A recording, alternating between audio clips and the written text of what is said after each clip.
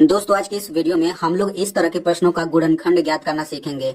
तो यहाँ पे आप लोग पहला प्रश्न देख सकते हैं। हम लोग इसका गुणनखंड करेंगे और इसका गुणनखंड करेंगे। तो मैं आपको पहले ही बता देता हूँ कि जितने भी गुणनखंड वाले सवाल होते हैं वो केवल 4 प्रकार के होते हैं। तो इस वीडियो में हम लोग उन्हीं चारों प्रकारों में से पहले फर्स्ट टाइप के हम लोग गुणनखंड सीखेंगे। ठीक है, यानी कि आपको मैं चारों प्रकार के गुणनखंड सिखाऊंगा, लेकिन हर एक प्रकार के लिए अलग अलग वीडियो आएगा, तभी आप लोग अच्छे से सीख पाएंगे। तो उन्हीं में से ये पहला प्रकार का गुणनखंड है। आप लोग देख सकते हैं कि सब प्लस प्लस में है, ये भी प्लस प्लस में है। ठीक है, तो आप लोग इस वीडियो को पूरे अच्छे से समझिएगा, क्योंकि ये अभी पहला प्रकार का गुणनखंड है। तो अगर आप लोग इसे अच्छे से समझ लेते हैं तो फिर जो मैं आगे वाला गुणनखंड बताऊंगा आप लोग उसे भी अच्छे से समझ पाएंगे।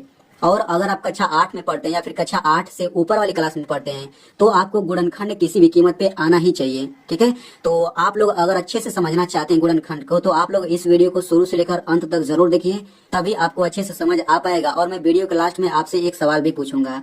तो चलिए वीडियो शुरू करते हैं। तो देखिए पहला प्रश्न है 2x² + 7x + 6।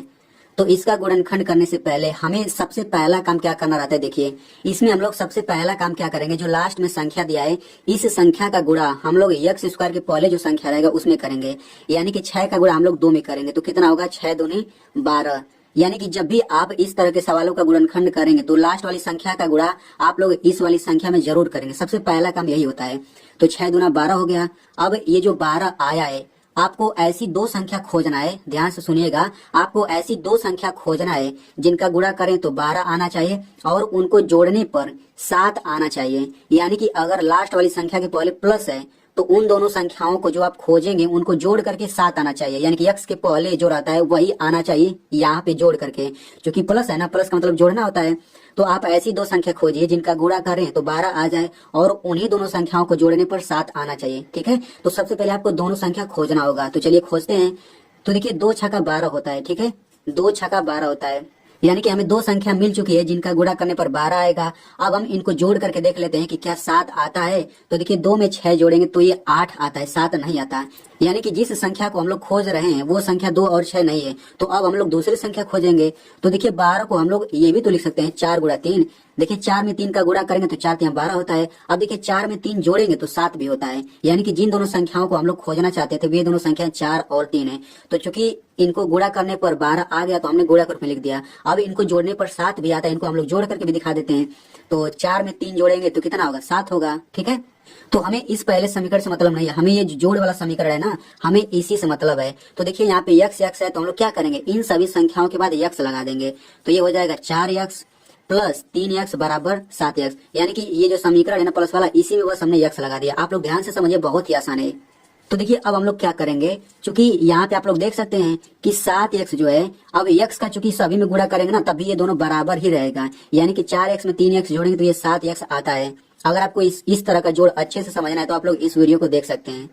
तो देखिए यहाँ पे आप लोग देख सकते हैं बीच में बराबर लगा है, यानी कि 4x + 3x, ये जो पूरा है ये 7x के बराबर, यानी कि 4x + 3x ये पूरा बराबर है 7x के। तो जब दोनों बराबर चीज है तो हम लोग इस 7x को हटा करके हम ये पूरा रख सकते हैं, क्योंकि दोनों बराबर चीज है। तो बिल्कुल वही काम करेंगे हम लोग। ये हो जाएगा 2x² प्लस है तो प्लस लिख लीजिए। अब इस 7x को हटा करके हम ये पूरा रखेंगे। क्यों रखना है, क्योंकि 7x के ये बराबर है तो हम लोग ऐसा कर सकते हैं।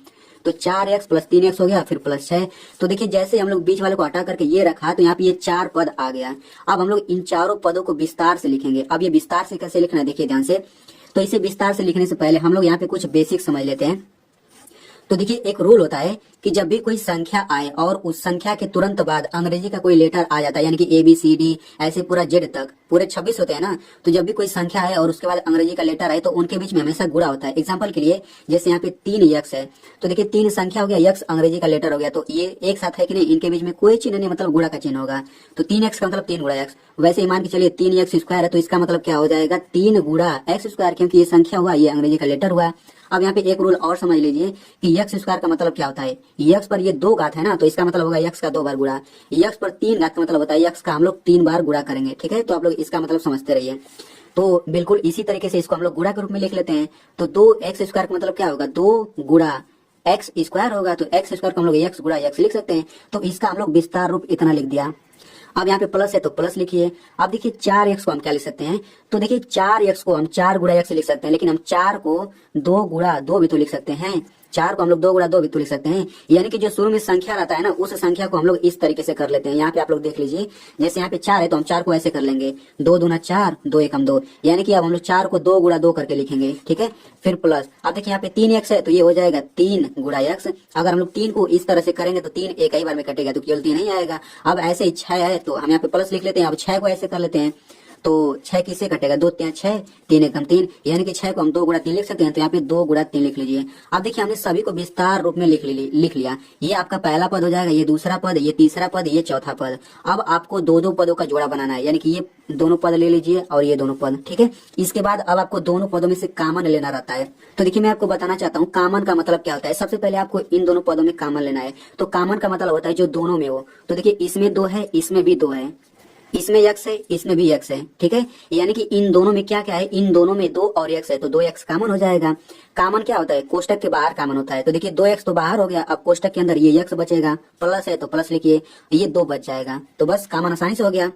अब इन दोनों में से कॉमन लेते हैं। तो देखिए इसमें 3 है, इसमें भी 3 है, बस केवल 3 ही दोनों में है। तो यहाँ पे प्लस है तो हम यहाँ पे प्लस लिख लेते हैं। 3 कॉमन है तो 3 लिखिए, फिर कोष्टक लगा दीजिए। अब ये x बच जाएगा, प्लस लिखिए, 2 बच जाएगा। तो बस यहाँ पे आसानी से कॉमन हो गया। तो देखिए जब भी आप कॉमन लेंगे ना, तो यहाँ पे कोष्टक में जो आएगा सेम यहाँ पर भी आएगा। अगर आपको सेम नहीं आ रहा है ना, दोनों सेम चीज, तो गलत है आपका। अब दोनों सेम चीज को यहाँ पे सबसे पहले लिख लीजिए, यानी कि इन दोनों को हमने यहाँ पे लिख लिया। अब दूसरे कोष्टक में इतना लिखिए प्लस इतना, तो 2x प्लस 3, बस इसका गुणनखंड यही हो गया।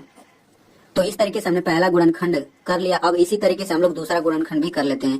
तो दूसरा सवाल है x square plus 5x plus 6, तो इसका गुणनखंड बिल्कुल उसी तरीके से करेंगे। तो देखिए सबसे पहला काम हमें लास्ट वाली संख्या का x स्क्वायर के पहले जो संख्या रहता है उसमें गुणा करते हैं। तो यहाँ पे तो कोई संख्या है ही नहीं, तो जब कोई संख्या नहीं रहता तो हम लोग 1 मान लेते हैं, यानी कि 6 का गुणा 1 में करेंगे कितना आ जाएगा, 6 आ जाएगा, ठीक है। यहाँ पे 1 आप लोग दिमाग में रखिए, तो 6 का गुणा 1 में करेंगे 6 आ जाएगा।